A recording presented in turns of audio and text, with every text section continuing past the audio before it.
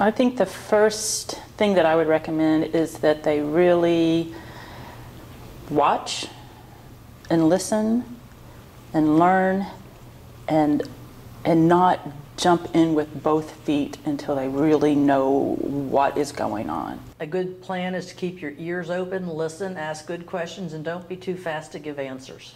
Nobody comes into Extension knowing exactly how to proceed. Nobody does. I don't care what anybody says. Extension is different. It's a different type of atmosphere from being in the research or teaching department. So embrace that. Don't shy away from it. It's really important if you need help, if you need answers, not help, but if you need some guidance, that you go ask. I usually ask some advice, and they usually are really helpful. I mean, they provide a pretty useful and informative guidelines and helpful. So those are really, really useful for me to get it in the right track, as well as to develop and maintain my programs and develop new programs in extension forestry. The key is, and it came out in some of the conference here, is to make sure that you're listening to those individuals that you're serving, to sit back and absorb some of the information that they share before you start to react. So you don't need to be a know-it-all. Sometimes we just need to be more of a good listener than a good talker. We're strongly and fiercely independent. And so you should be, because Extension expects us to do things on our own, to plan our own events, to do our own budgeting, to do all of those things. But at some point we have to stop and say, I can ask for help. People are willing to help me. Extension is fabulous for helping, but you have to ask. Relax. Go with your strengths. It is a learning experience. I've been doing it for 22 plus years, and you never stop learning. So you're not expected to know everything, and saying that you don't know and that you have to find out and that you will get back with them is extremely important. To be successful, collaboration, finding out who's doing what in your state, getting to know the partners and the partnering agencies and so on, and working with them can really increase your capacity. It also makes your job a lot more fun. Partnerships are extremely important to what we do and everything.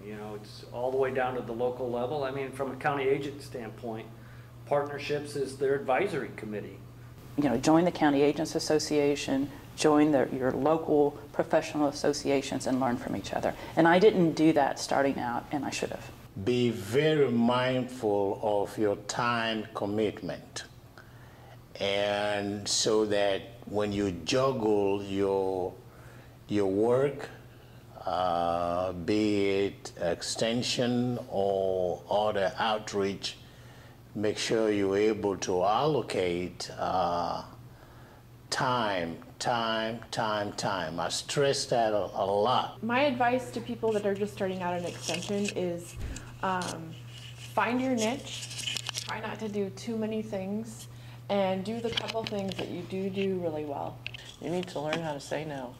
That's the #1 tip I have for you. You better learn how to say no, because pretty soon, I mean, here you are, you're a brand new person. People want you to fill all their needs, and learn to say no. Choose a few projects that I could really excel at and take my time and do really well than a bunch of projects that are kind of scattered and takes a lot longer and getting pulled in so many different directions. I would probably spend more time early on in my career developing a program, developing an expertise that rather than being a part of several other programs, which we were all very good at and Extension is well known for, it'd be more interesting to say, okay, this is a path I want to follow, an expertise in taxation or economics or one of these. But as it was, the first day on the job, I was writing a forest stewardship grant and an urban forestry grant. So two opposite ends of the spectrum, from urban to rural and everything in between. So I would advise to try to stay as focused as you could early in your career. It really took me a little while to understand that I have to understand what the issues are that the people are facing in your community, whether that's a county or a state level. So make sure you get a good handle on the needs of that community. Make sure that you engage them in your programming. Not only do you want your programming to benefit them, but you want it to make sure that it's stuff that they need and will help them address issues. not all woodland owners have the same needs.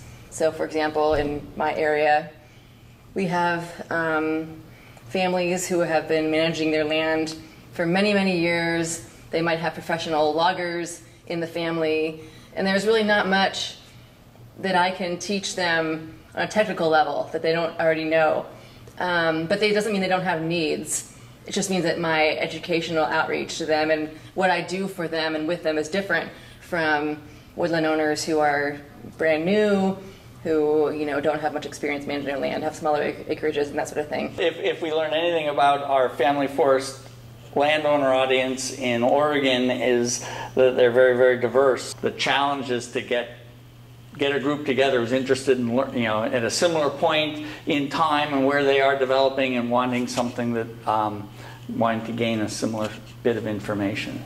Extension's a great career. It really is. You can not only have a very rewarding career, regardless of your discipline, you can really make the communities and the people that you work with much healthier, much happier, and we can take care of each other.